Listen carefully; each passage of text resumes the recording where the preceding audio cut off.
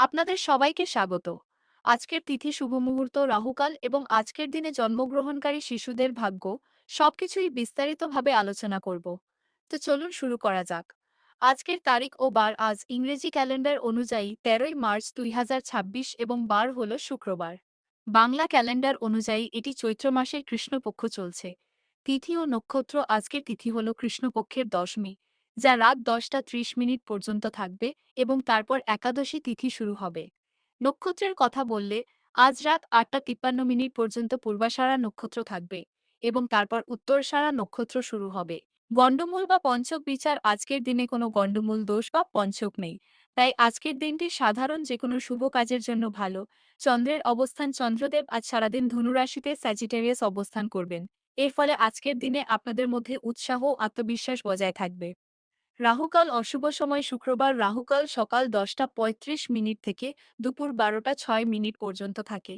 এই সময়ের মধ্যে কোনো নতুন কাজ, গুরুত্বপূর্ণ বিনিয়োগ বা শুভ কাজ শুরু করা থেকে বিরত থাকুন। শুভ মুহূর্ত অভিজিৎ মুহূর্ত আজকের সবচেয়ে শুভ সময় বা অভিজিৎ মুহূর্ত হল সকাল প্রায় ১১টা ২৭ মিনিট থেকে দুপুর ১২টা ১৩ মিনিট পর্যন্ত। আপনারা এই সময়ের মধ্যে নিজেদের যে কোনো গুরুত্বপূর্ণ কাজ নিশ্চিন্তে করতে পারেন। দিশাশুল ও প্রতিকার শুক্রবার পশ্চিম দিকে দিশাশুল থাকে, অর্থাৎ আজ পশ্চিম দিকে যাত্রা করা শুভ বলে মানা হয় না। প্রতিকার: যদি খুব দরকারে আপনাকে পশ্চিম দিকে যাত্রা করতেই হয়, তবে ঘর থেকে বেরোনোর আগে সামান্য একটু জব বা রাই মুখে দিয়ে বেরোবেন। এতে আপনার যাত্রা দোষ কেটে যাবে। আজ জন্ম নেওয়া শিশুর বিবরণ আজ ১৩ই মার্চ যে শিশুরা জন্মগ্রহণ করবে রাশি, তাদের রাশি হবে ধনু, নক্ষত্র পূর্বাষাঢ়া রাত ৮টা ৫৩ মিনিট পর্যন্ত। নামের অক্ষর: এই শিশুদের নাম ভূ, ধা, ফা, ঢা অক্ষর দিয়ে রাখা যেতে পারে।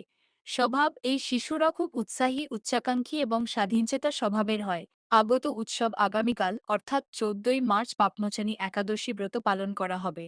এই ব্রত পালন করলে সমস্ত পাপ থেকে মুক্তি পাওয়া যায়। আজকের সুবিচার নীতিকথা: আজকের নীতিকথা হলো পরিষ্কার পরিচ্ছন্নতা এবং কঠোর পরিশ্রমই হলো সমৃদ্ধির চাবিকাঠি। শুক্রবার মা লক্ষ্মীর দিন। যেখানে স্বচ্ছতা ও শান্তি বজায় থাকে মা লক্ষ্মী সেখানেই বাস করেন।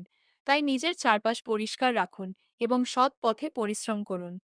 তো বন্ধুরা, এই ছিল আজকের ১৩ই মার্চ সম্পূর্ণ পঞ্চাঙ্গ। তথ্যটি ভালো লাগলে ভিডিওটি লাইক করুন এবং বন্ধুদের সাথে শেয়ার করুন। মা লক্ষ্মীর কৃপা পেতে কমেন্ট বক্সে অবশ্যই লিখুন জয় মা লক্ষ্মী অথবা জয় শ্রীকৃষ্ণ। আগামীকাল আবার দেখা হবে নতুন ভিডিওর সাথে। ধন্যবাদ। আপনার দিন শুভ হোক।